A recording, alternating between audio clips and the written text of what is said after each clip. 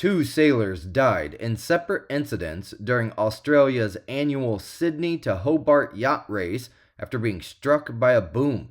The fatalities occurred on the Flying Fish, Arctos, and the Bowline, with both crews attempting life-saving measures unsuccessfully.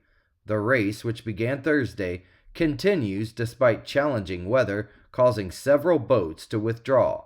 The Australian Prime Minister, Anthony Albanese, expressed condolences, calling the losses heartbreaking, the BBC has reported.